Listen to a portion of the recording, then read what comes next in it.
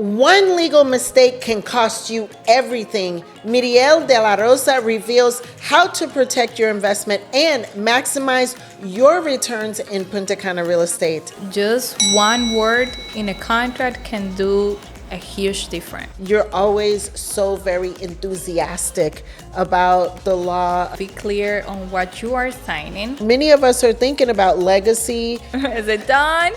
No yet. In the Dominican Republic, it's not like that. That's the most rewarding thing that I can feel. Don't make your own horror story. Get legal advice, please. Yes. Welcome, Miriel. Thank you, Cheryl, for inviting me. I'm more than happy to be here sharing some information about legal stuff and everything that you can bring to your audience today. Yes, and I'm so happy to be here with you because we've known each other a lot of years, and you've been a lawyer. I've seen you from when you were kind of like an apprentice, and then you've grown your own business here, and not only one office, but you have now multiple offices, and we work together a lot on the real estate, but not only that, but also corporate law. So tell us just a little about your background before we get into the nitty-gritty law. Did you always know you wanted to be a lawyer? Well, yes and no. But talking about my background, as you said, I have more than 12 years here working in Punta Cana in the legal market. At the beginning, when I was at school, my dream was to be a doctor. A doctor. Yeah, Okay. doctor. But then with the whole stuff and the blood and everything relating of the sacrifice that we're willing to do when you are a doctor, then I realized that lawyer is my thing. Okay. If you're not really good with blood, doctor then, might not be your thing. Yeah, because apart of that, I was good in business stuff. I growed with my grandmother businesses, helping her, and this is something that I really have in my blood. And real estate, legal stuff are things that I'm passionate about. So it's something that I can do, and I don't get tired of it. Yeah, well, I can definitely tell because anytime I call you or I have a question or anything, you're always so very enthusiastic about the law, about representation, about what's right or wrong or how things work. Super knowledgeable, and that's why I'm happy to have you here with us today. So you decided doctor's not for me, but I like business. I want to be a lawyer, and you said you worked in your grandmother's businesses. Yes, she has a little boutique, and I used to work with her in her staff. Okay, Yes. And you're Dominican. What area of Dominican Republic are you from? Yes, I'm Dominican from Higüey City. Okay. Yes. So close by. Yes. Not too close far by. from Punta Cana. Yeah. You can say del patio. Del patio, like the patio. backyard. Yeah, Yeah. I know that. And actually, you have your law firm here. What would you say are some key watch outs that you would advise people of as far as buying real estate here in Punta Cana or the Dominican Republic? Well, the key stuff is to be clear on what you are signing. Yeah. That's the main thing. So read very careful, and if you don't understand something, then ask. And better than that, get legal advice, please. Yes. But keeping in mind that you need to understand what you're signing is important. It's important because in that way you will know what are your duties, your responsibilities, and you'll be more protected in that matter because you will have that information up front.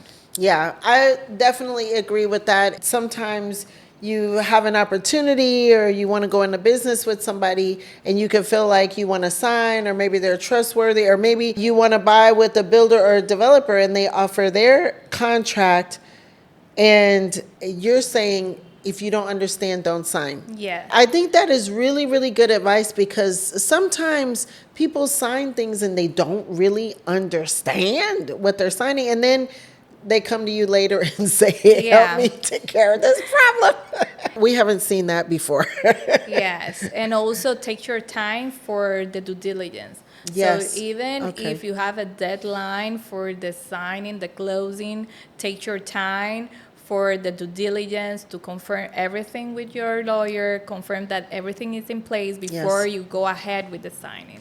So approximately how long does due diligence take? Let's say there's someone who wants to buy a property here in Punta Cana and they contract a lawyer, which everyone should have a lawyer. So hear me very clearly. Get your own legal representation. Get a lawyer. I have my lawyers. And anytime I've signed anything without checking with lawyers, I always come back like wishing that I had gotten that advice beforehand. We should give the time for the due diligence. So how much time is that generally? It'll depend, because the attorneys, lawyers needs to get information and go through that information to complete the due diligence. Yes. There are information that are private and there are ones that are public. And those private needs to come from the developer, the seller, and this is why it can take a little longer. But the standard period is about 30 days. Okay. So roughly 30 days for legal due diligence. Roughly. Okay, what is that? It's normally more or Can less? be more, less, more. It Okay. depends. It really depends. It can vary from many issues that can happen in the time, that sometimes you go through some paperwork that you find something and then you need to ask more information to confirm that information that you got. Okay. So it'll depend. Yeah, and that's really good advice. And I think everyone should be really clear out there that the legal due diligence can depend on what is found. And I know that sometimes, because, you know, we're selling real estate here, that folks are like, you know, I want to sign and I want to get my contract and then really the lawyer needs to get through the due diligence process, because that's what we're paying for, right? Protect us.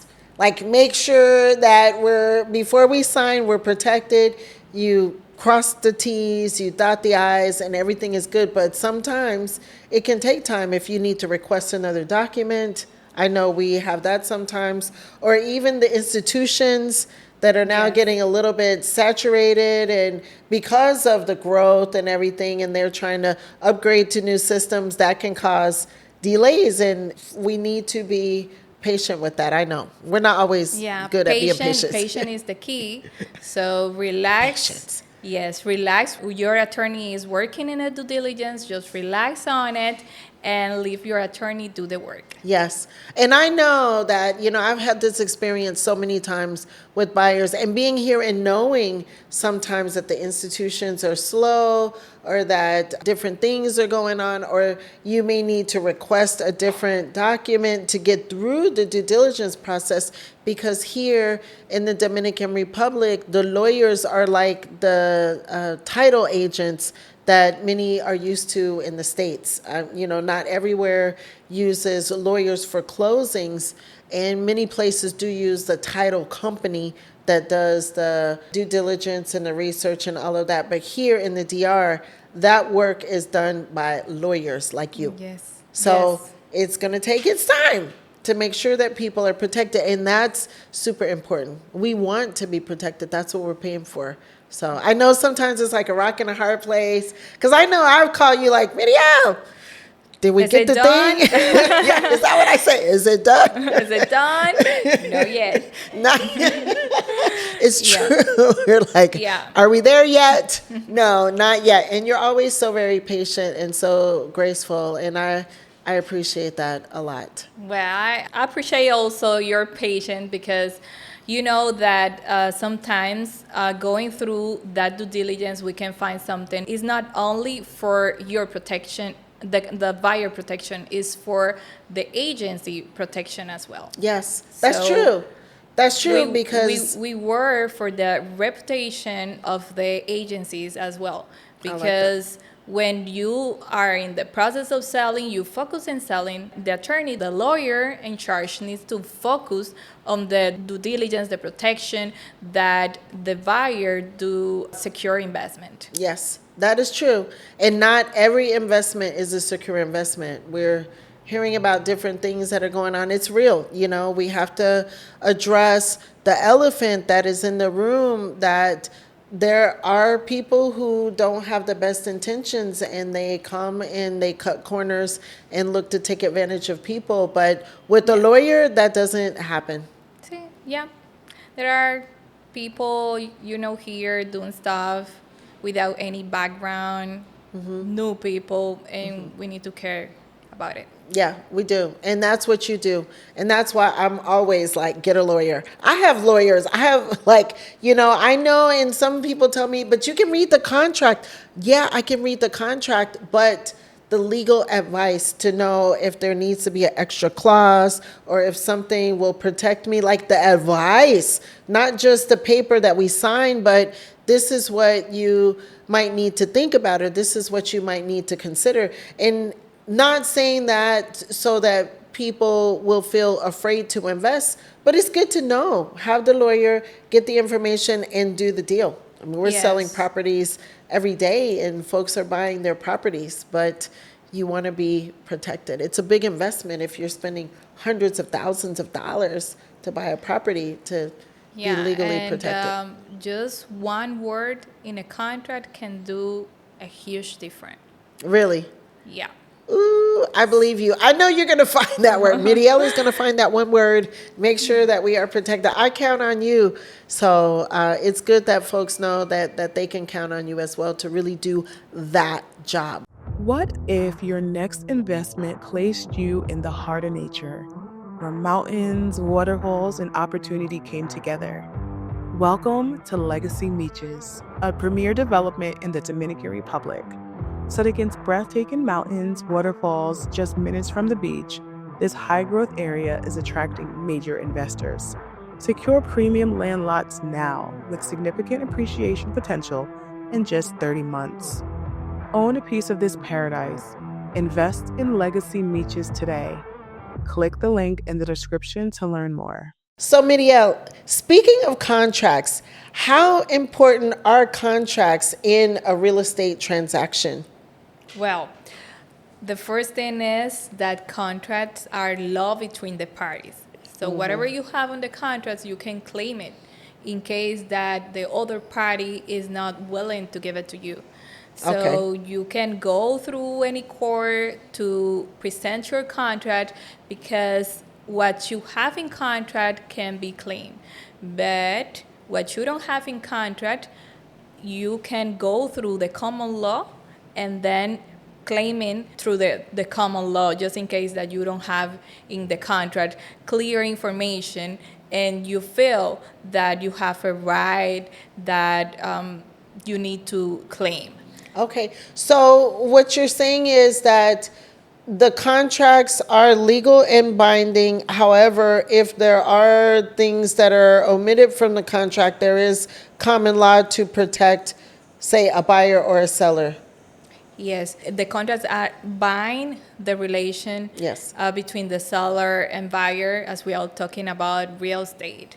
So what you have in the contract can be claimed. And then the other party can defend themselves, saying if they are in a position that is major force situation, and present proof relating of the reason why they are not a commitment to do so.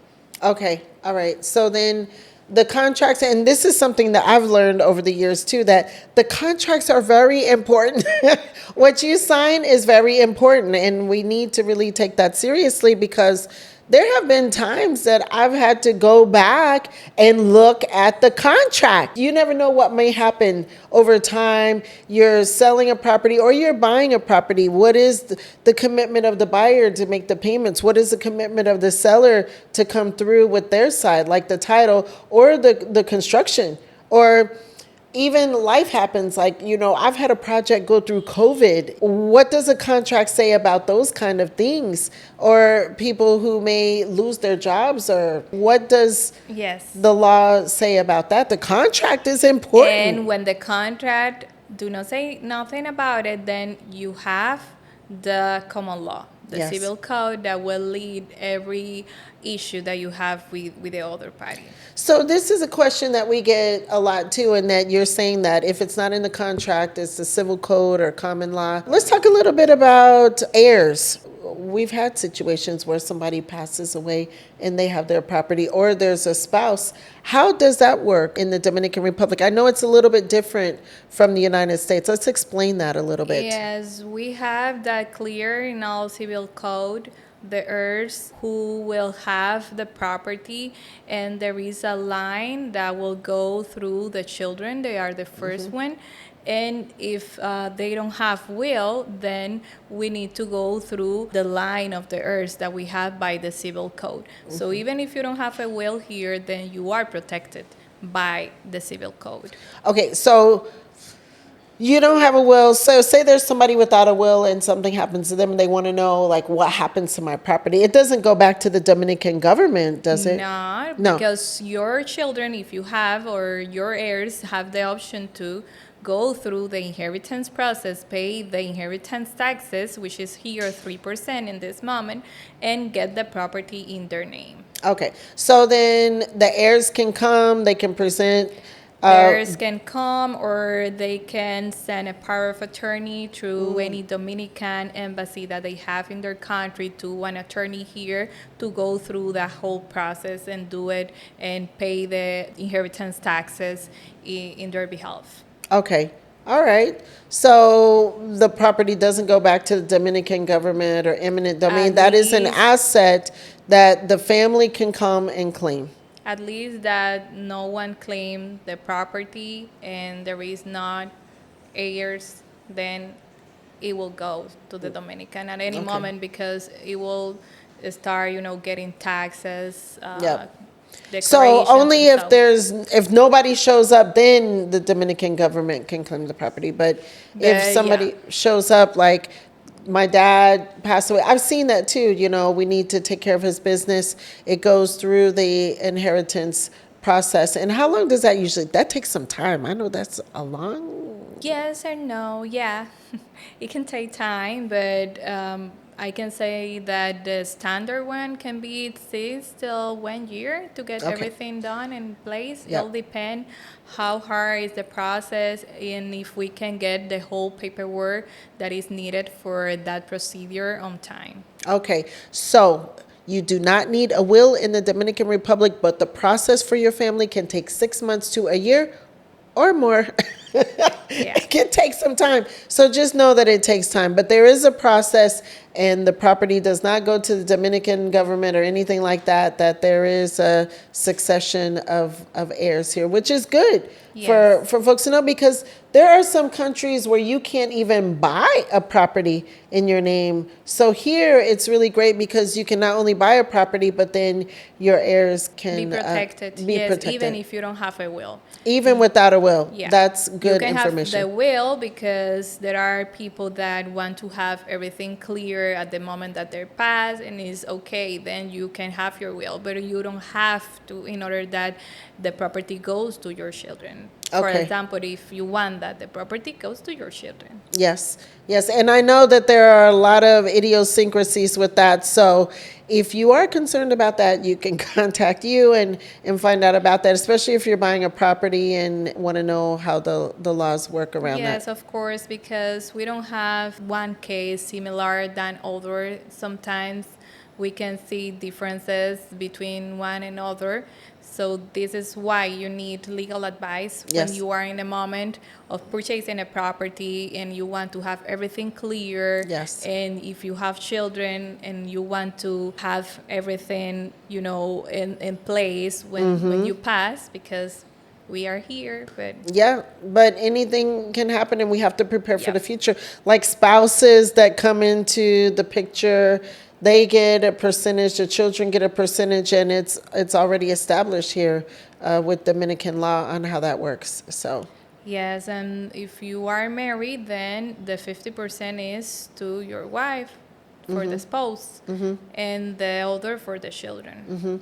So then if I'm married and something happened to me, my husband gets 50% and the children split the other 50% equally. Yes, if Like that. you purchase that property during the marriage, then the 50% goes to the spouse. And if I bought it before the marriage, just asking. Then it doesn't belong to the community. Okay. So get some details, get the information, get what you need to know before buying a property because, well, many of us are thinking about legacy. We're thinking about the future and our children and what we want to leave to them. We want to enjoy today, but leave something behind. And it's good to know how that works. Yeah, that's important to have everything in place and clear.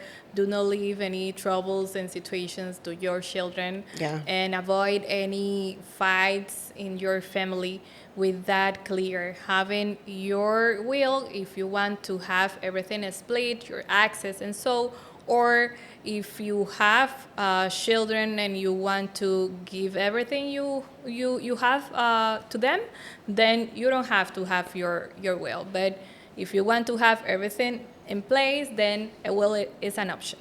Okay, that is good to know. I'll have to check up on my stuff, see who's getting what.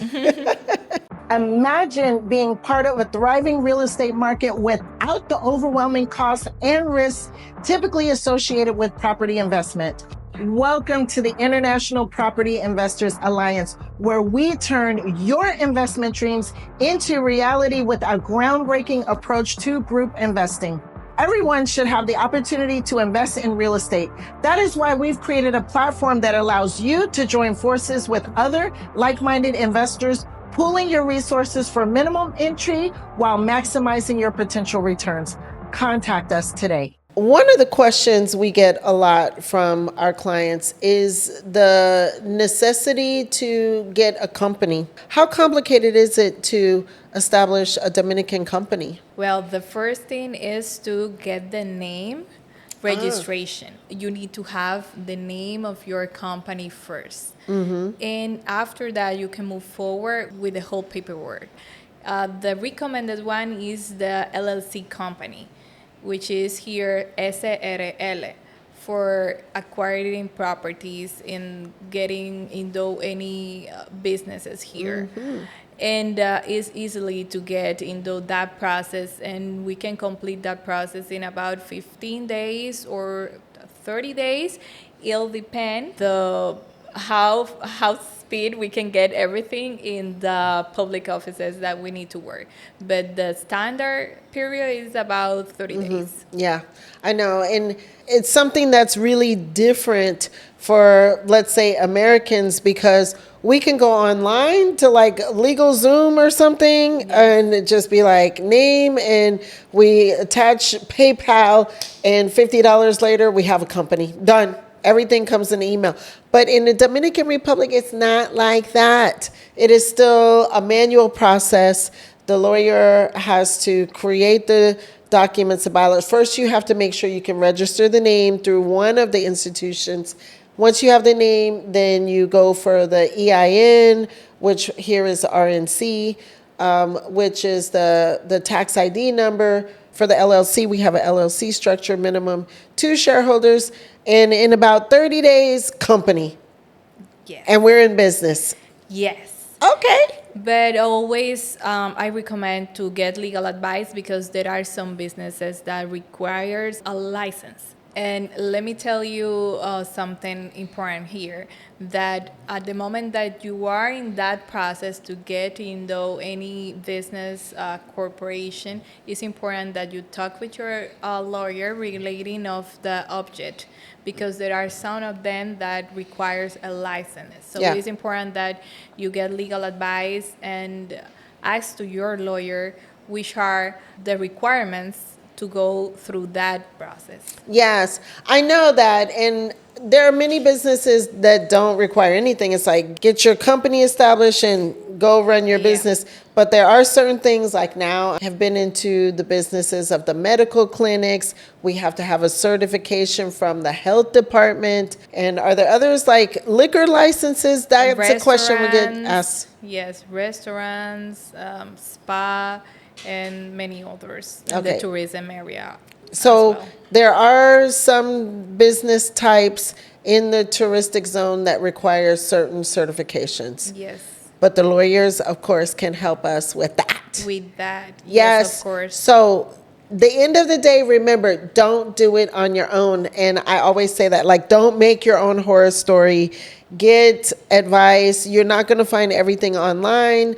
The lawyers here are up to speed with the new laws that are continuing to change. I mean, when I first moved here a long, long time ago, literally almost 20 years ago, it was not tricky to get, like, for example, a visa or to get my residency. And the processes Yeah.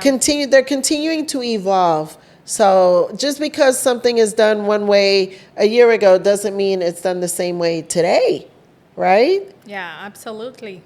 Yes. At that moment, when you talk about the residency, you don't have to go to your No. country to get the residency visa to start getting into the process.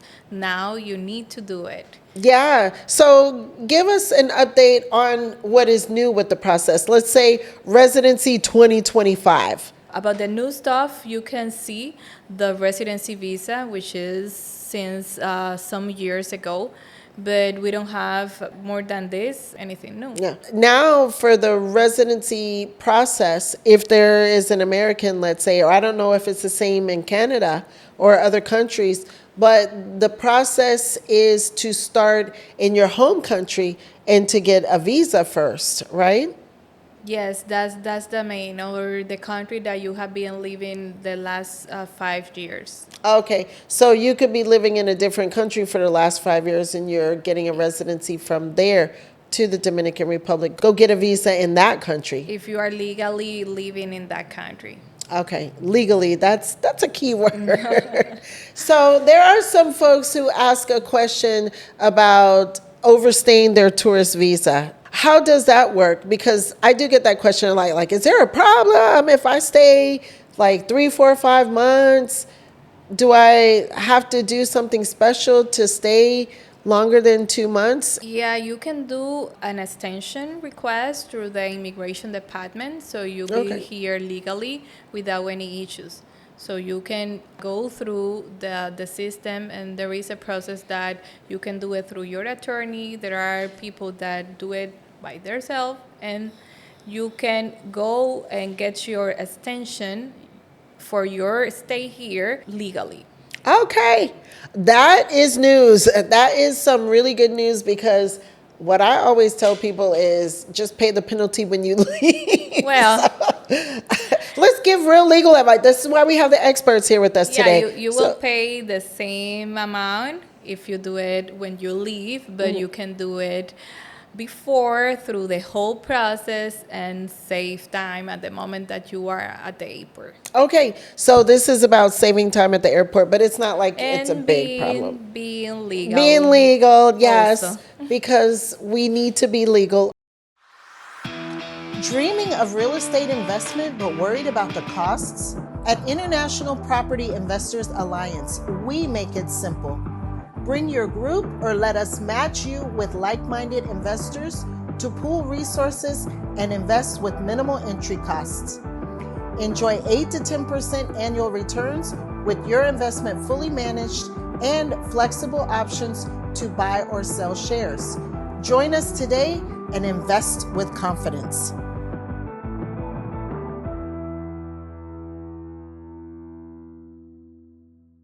What would you say is one of the most rewarding aspects of being a lawyer? Well, I can say that see the happiness in the faces of my clients when we have a closing and we got the deal. that's the most rewarding thing that I can feel Yeah. in this business. Yes. I would agree with you. That is so nice when they're like Yes. signing the paperwork and there's the excitement from both sides and we did it. And we feel comfortable that there's a win-win. The buyers are happy, the sellers are happy, and you've made sure that everybody is protected and safe. Yes, of course, of course. That makes me feel that I did a good job, and this is my main goal, to make my clients happy and give them what they need and want. Yes, that is so beautiful. And where do you see your business, Krescent Law Firm, going into the future? What is your dream for your company? We have a lot of things in mind, working in a lot of new stuff, and I see Krescent Law growing and growing. Yeah, I do too. I do too. And I really love working with you. There's something special. I feel like really special working with you. I mean, not only because you're such a great lawyer, but we actually relate on another level. We're moms, you have your children, I have my children. We're professionals here in this town and doing this business. So, yeah, I've been really happy to see all of your growth throughout the years, growing from working in another law firm to starting your own, to growing your family, to being a leader, like a real powerhouse leader in this town, Punta Cana, that is growing. And you run a very, very important law firm in this town. And I know that wherever you want to go, you're going to get there.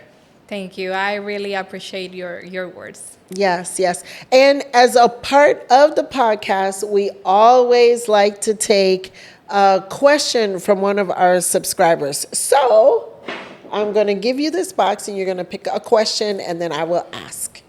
Yes. Pick one. Question. I'm going to ask the question. You are the one Yes. that read it. So impromptu, are you ready? Yes, Ooh. I am. Okay. I born ready. Are you ready? I born ready. Yeah, you're born ready. I like that. She's born ready. That's a good answer, especially from a lawyer. I run an online business and am planning to move to Punta Cana. Do I need to register my business in the Dominican Republic? Oh, that is a good question. So we have a lot more people coming and moving here, and they're already doing business and making money. Do they need to? If there is an online business, it'll depend. Okay. If they will be reporting taxes in their country, and if we will be people working in their country, then they can keep it in that way. Mm-hmm. This is something more related to tax stuff than legal. Okay. And what I recommend is to get in contact with an accountant to take that decision, because it's more related to taxes than legal stuff. Okay, so that has more to do with taxes. Because I know that folks are coming and they're like, do I open a business? How do I open a business? Do I need to establish a business if I'm doing business? But online business, really, it's something different these days. Depends on where you make the money. And also you can take advantages of the tax regulation of certain country if you have the options to take decision about the country that you prefer to do your tax declarations. So this is why you need to get in the tax advice in contact with your accountant. Okay. Because in that way you will be sure that this is the way that you need to get. Okay, that's good to know. Well, I don't know about any of you, but I definitely feel very comfortable and confident anytime I've talked with Miriel, because you really know what you're doing and very serious about business, very knowledgeable and right down the line with how to make sure we are protected legally in anything that we want to do here in the DR. So thank you so much, Miriel, for being a part of the Punta Cana podcast. Tell folks how they can reach you if they want to reach out to you and have a consultation or buy a property or get residency or whatever. Yes, of course. You can reach me through Instagram, website, and we have also our WhatsApp number that you can contact me, and I will be happy to assist your followers. Perfect. Miriel, thank you so much for being a part of the Punta Cana podcast today. And thank all of you for being a part of this episode of the Punta Cana podcast. If you have not, please be sure to subscribe and leave a comment, and we'll see you on the next one.